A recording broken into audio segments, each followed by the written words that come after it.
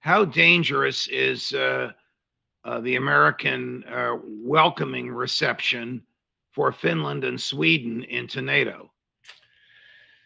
I don't think it's dangerous for us. I think the problem is twofold. First of all, even the Finnish president, when he announced he was doing this and was asked directly about a Russian attack, he said, "No, I don't see any evidence for a Russian attack on Finland." He said, "No, that's not really why we're doing this. We're doing this because, quote unquote, Russia attacked a sovereign nation." That was his argument. Well, he knows, and I'm sure, like everybody else in Europe knows, that we goaded the Russians into this war, and we tried to use Ukraine as an instrument with which we could beat Russia over the head. But he's done that. Ostensibly, there must be some benefits to Finland that we're not aware of, monetary or otherwise, to entice him to do this.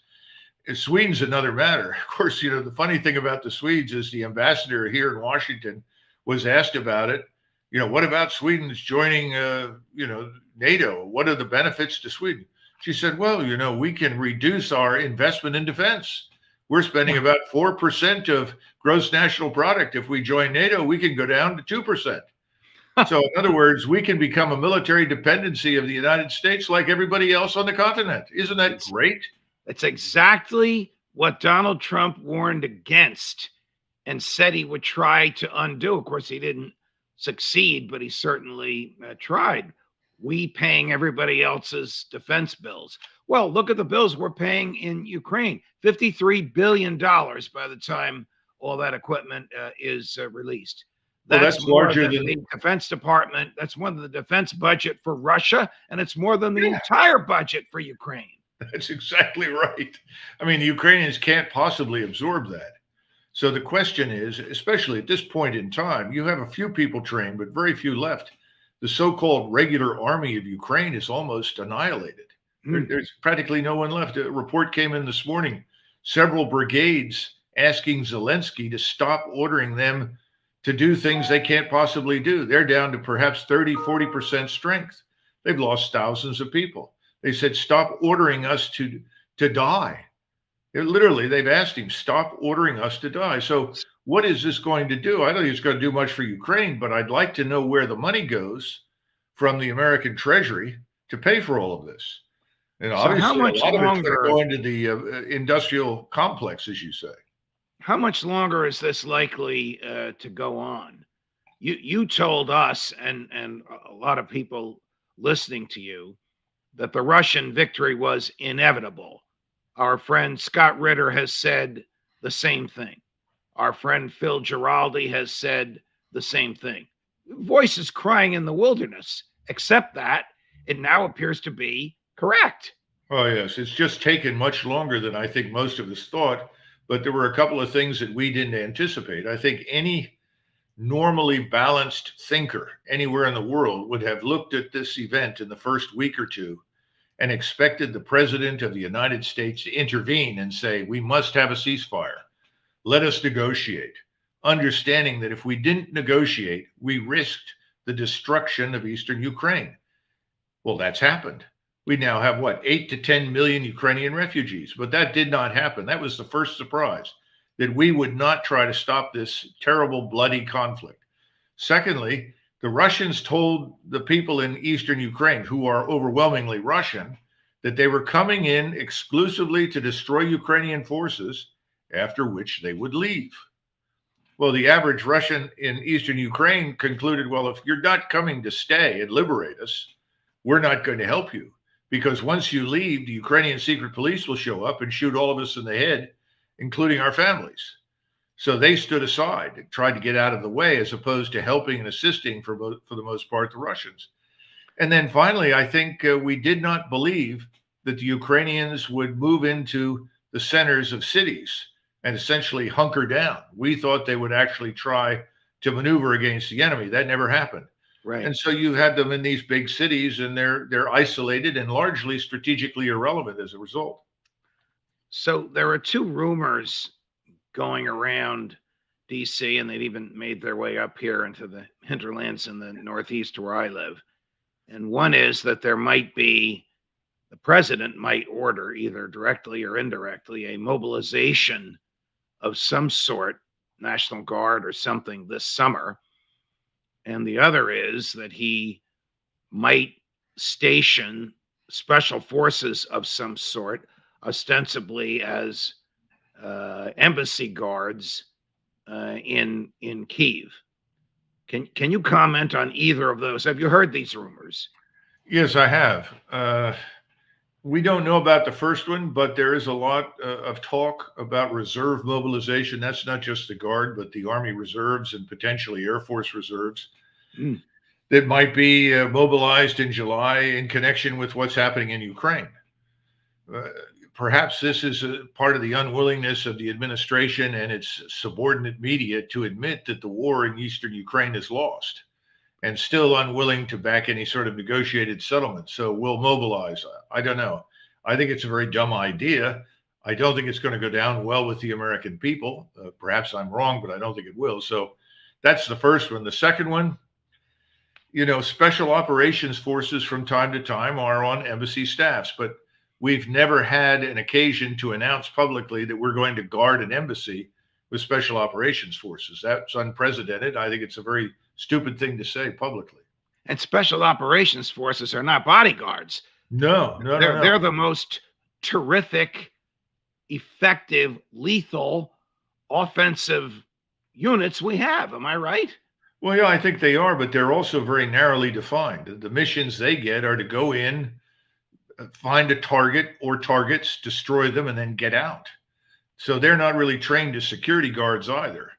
So the question is, why would you send them in? And I assume that this is in addition to the Marines that are already stationed at the embassy. So this is a very odd statement to make.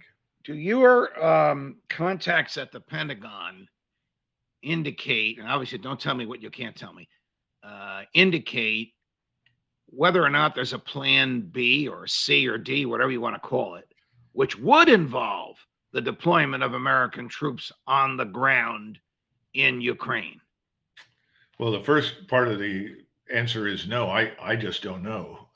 I would assume that someone's done some planning somewhere, but I would expect that all of it is normally defensive. In other words, if you're looking at deploying additional troops for any reason, it would be to defend NATO's eastern border, as opposed to offensive operations into Western Ukraine.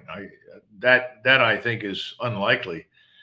The reason I think it's unlikely is because we don't have the logistical infrastructure or the force structure in place to conduct offensive operations east of NATO's border. The second thing is that there's no support for that inside the NATO alliance. Now, we've ignored what most people in the NATO alliance want in the past. I suppose we could ignore that in the future.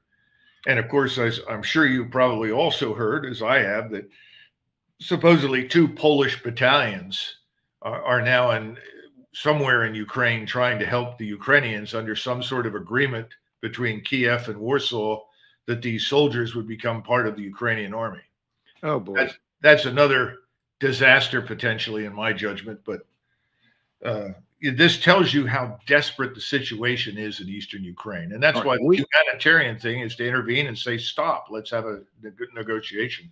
We have spoken to at least one, and he purports to represent many others, American civilian, ex-military civilian on the ground in Kyiv, running in a group called Sons of Liberty International, which he says helps train Ukrainian military and Ukrainian civilians in using American equipment.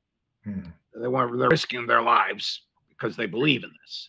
Yeah. Are there American military that we don't know about on the ground anywhere in Ukraine? I'm not talking about the Marines guarding the embassy.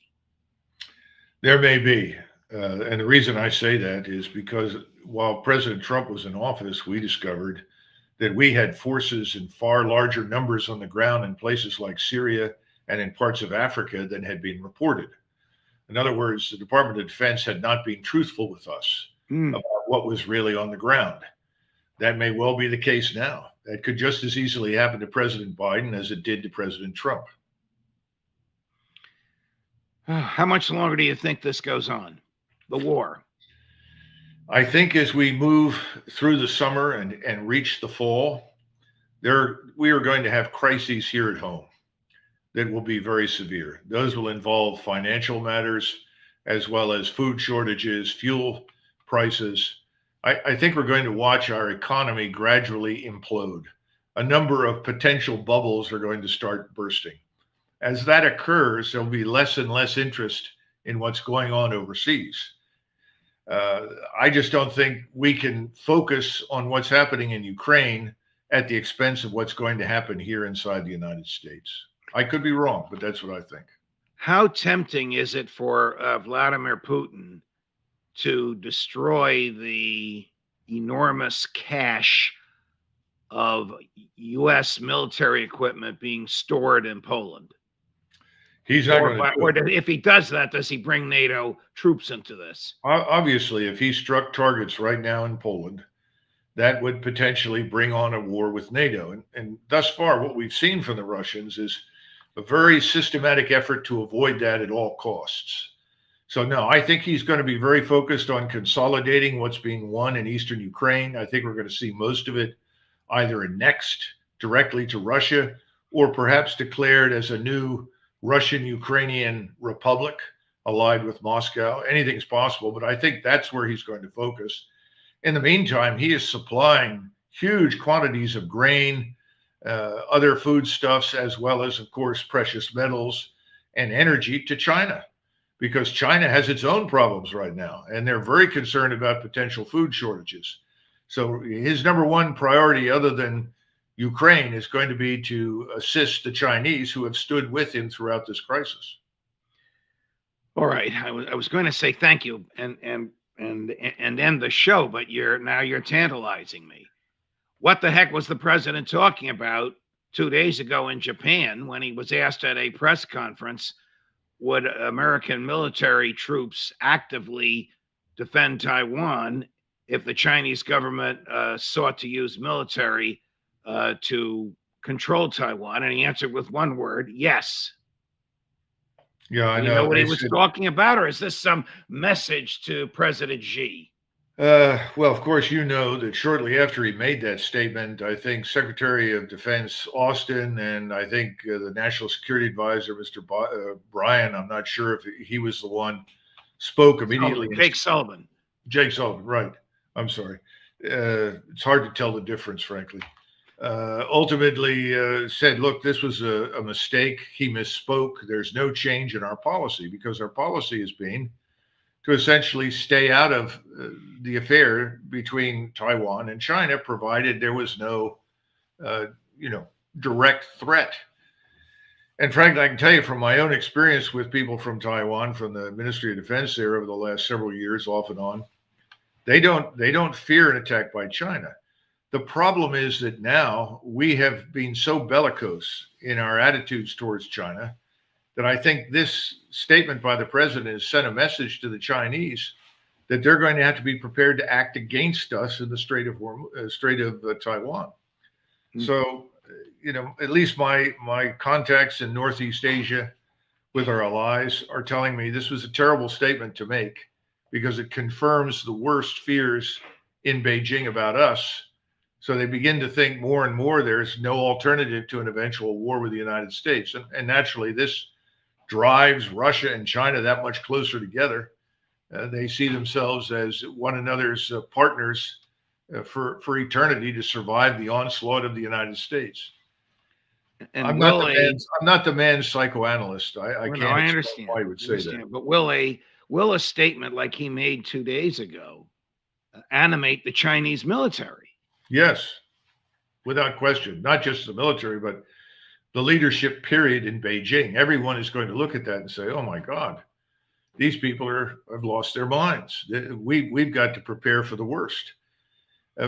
We need to understand something about Taiwan and China very briefly. During the last several crises, whenever there's been the threat of any kind, of any conflict in the region, the banks in Taiwan have tended to store all their wealth in China. Think about that. Does that sound to you as though these are adversaries and opponents? I mean, from the standpoint of the Chinese, Taiwan was Imperial Japan's unsinkable aircraft carrier. That's their fear. In other words, it can be the staging point for invasion and destruction of China. Therefore, they don't want any foreign forces in Taiwan, just as Putin did not want foreign forces, specifically US and NATO, in eastern Ukraine. Just as JFK didn't want Russian forces in Havana. Exactly, exactly. And this is something that we've known for a long time. And it's been made very clear that as long as the United States doesn't put forces on Taiwan, the Japanese don't put forces on Taiwan, there's nothing likely to happen. Then here's the final point. There are two parties in Taiwan. One is pro-Japanese, based on Japan's long control of the island, and the other is pro-Beijing. Right now, the pro-Japanese party is in power, but it only won election by a few votes the last time. That could change, and you could end up with, quote unquote, the pro-Beijing party. The pro-Beijing party in Taiwan wants reunification with Greater China. Now, under those circumstances, why are we trying to create a conflict when there really is none? You have a huge segment of the population that thinks, so we reunify with China, we can do business with China. Right. People don't understand that the goal in Beijing and the goal on Taiwan are the same. They both want to live in something like Singapore. That's what the Chinese want, all of them. They don't particularly care about the government as long as it doesn't interfere with their ability to make money and enrich themselves. Their value orientation is not the same as ours. Although I should interject that clearly is the value orientation in Washington, D.C. and the swamp. Right. But for most Americans, we don't think exclusively in those terms, but they do.